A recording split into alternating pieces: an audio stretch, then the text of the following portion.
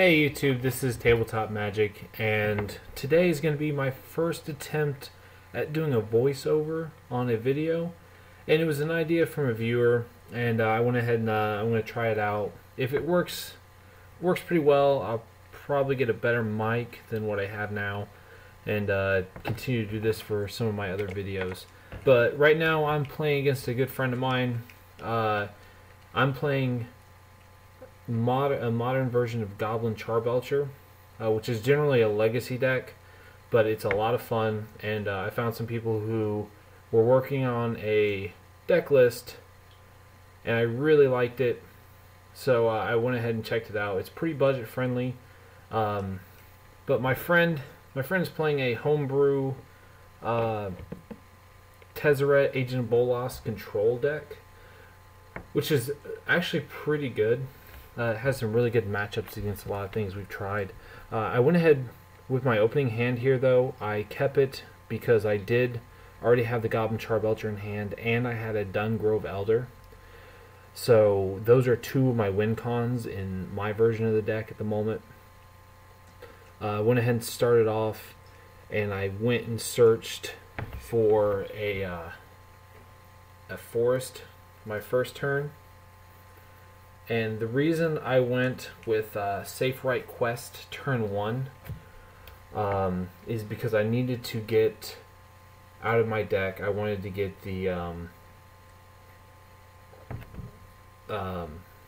Breeding Pool. Because Breeding Pool, I can only search it with so many cards, because most of my land searchers, or my mana acceleration and whatnot, they target basic lands, and Safe Right Quest is one of the few cards that will search it out because it is a forest. So I went ahead and got rid of that to get it out of my deck as soon as I could, while I had a chance. But this move that Eric made when he dropped that Spellskite, I really didn't want to see it coming into the field, because Spellskite can take the damage away, or redirect the damage from my Charbelcher to it. So I went ahead and paid the 2 life right here, and I think I really think with what I had in my hand, I made the right move here. But I wanted to try to go as aggro as possible before he could get into his ensnaring bridges, which I know he mainboards. So I went ahead and I played the Simian Spirit Guide, get the extra mana, and I put a Dungrove Elder in play, which is really problematic for his deck because he doesn't have an answer to it, an actual answer, because it does have hexproof. So I like the move I made there. I know he won't block with the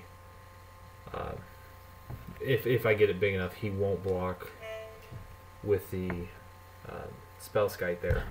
So,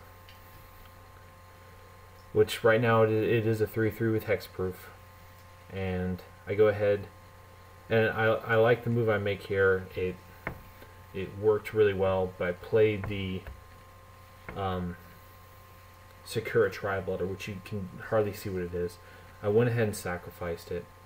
So my turn 3, so I have my 3 lands. Now I have 4 lands. And here's an interesting thing that works for the deck, and it really works. I like it. Is the Simian Spirit Guide. I went ahead and I'm going to play Caravan Vigil. It's going to come up here in just a second, and that'll pull out another land. And after I get this land into play, I've basically turn 3 have a 5/5 with hexproof, which isn't too bad. This is just one of the alternate win cons for the deck. And that Caravan Vigil land should come into play untapped. If I didn't put it into play untapped, if I put it into play tapped, I did make a mistake, but oh well.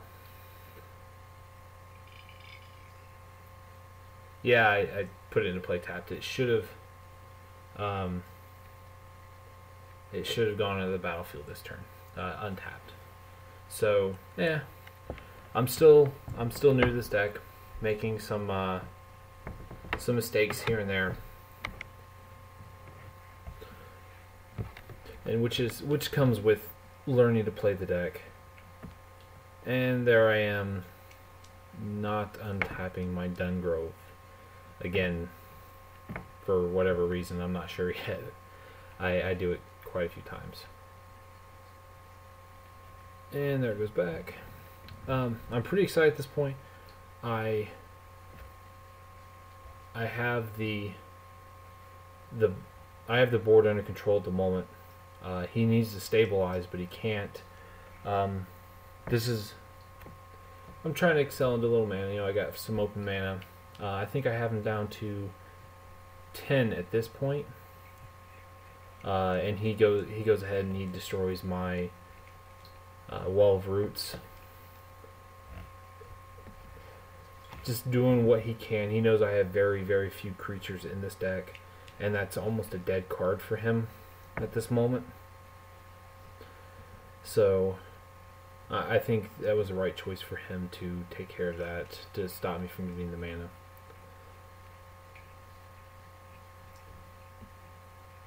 I think one of the things that was killing me at this point is I'd actually drawn into, I think, 2 channelers of the Tangle. So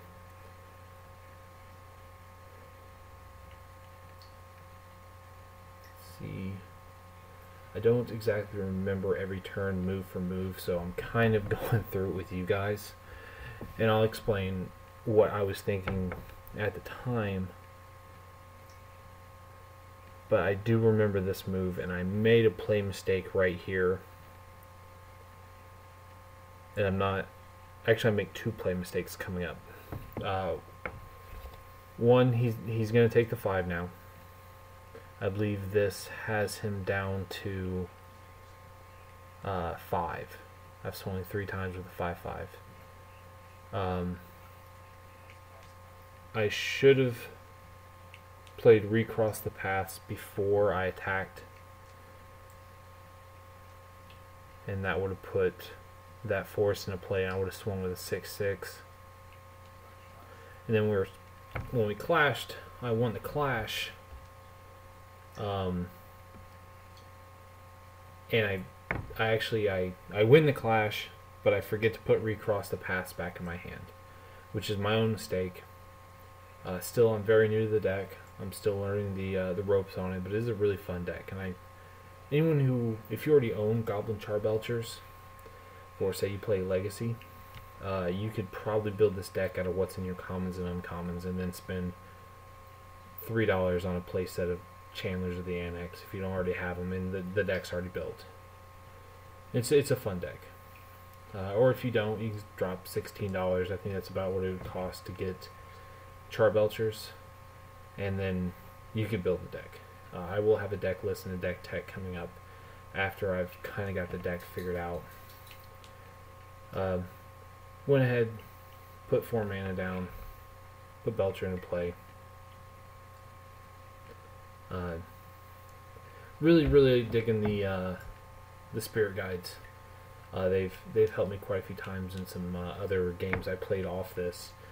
But I know what he's doing right here, and he's digging really hard, and he needs 2 cards. He needs Ensnaring Bridge to stop me from attacking, and he needs Pithing Needle. He needs those to stop me from winning. The Thopter Assembly or Thopter Foundry, whichever it's called, it's a pretty good move for him to get those out there. It does give him a chump blocker, and my Charbelcher, gains in the 1 life, but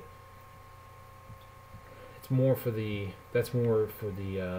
anti Dungrove, and then you also have his Spellskite to redirect the damage. So he will have to pay 2.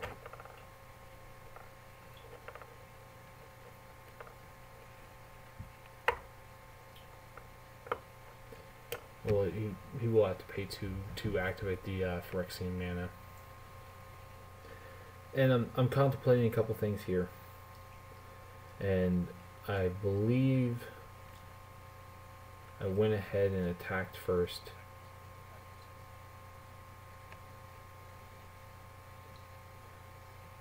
I wanted the Thopter assembly gone, or the Thopter factory, whatever it is. I wanted it gone because he does gain the 1 life. I believe he's at 6 life right here. And I didn't want him to be able to redirect the damage to Spellskite and then sacrifice Spellskite to gain more life and then stop the damage. So I believe he's at 4 right here, and I do 1 point of damage to the 1 land left in the deck.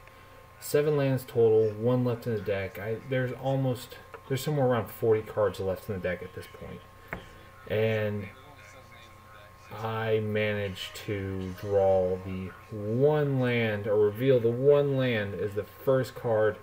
1 damage to Spellskite. Doesn't do it for the win. Pretty disappointed there, but honestly, I like it. I like just how funny it is. And I've done this with Belcher too, where I've first landed into it, so for Legacy, but he's really digging deep. He needs Python Needle right now to stop me from activating Char Belcher.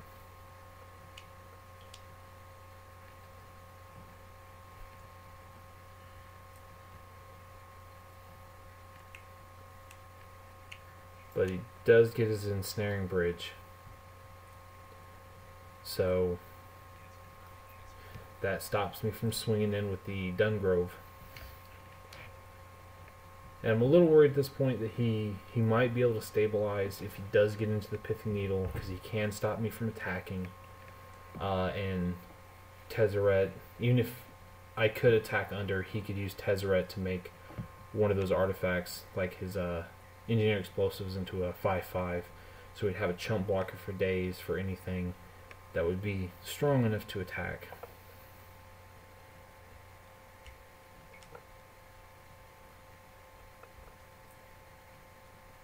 I guess it would be weak enough to attack, but go ahead and I pay my 3. I send the Belcher at him. He pays 2 life, which surprised me a little bit. And I know the last card, this is the only land in my deck, and he knows it too, or we would have flipped through it. But I get to choose the order, so at this point I want to get underneath of, I know the Spellskite's gone, and I want to get underneath the Ensnaring Bridge. So I'm going to put some Harrows on top. That way I could sacrifice them, or sacrifice my lands to try to make the Dungrove small enough where it can attack underneath of the Ensnaring Bridge. I'm not sure out of memory where his hand count is at this point, but it's not that small, but I can still hopefully get underneath of it. And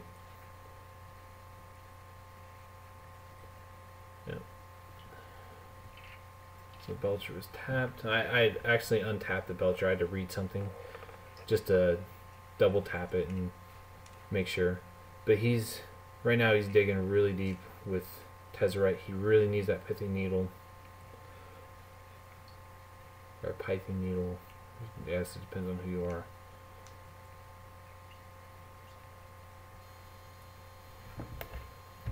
And I'm kind of taunting him right there. He's a friend of mine, about him looking for something.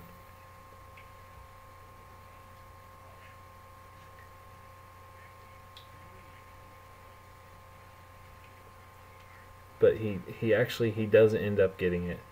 I do win this match. We go to the next one, but recap of this game.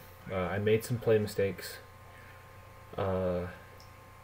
I actually got lucky he couldn't dig into that Python Needle, which is one of the scary things about Tezzeret Agent of Bolas, is the way it searches and creates the tokens like that, or creates the, or makes the artifacts 5/5s.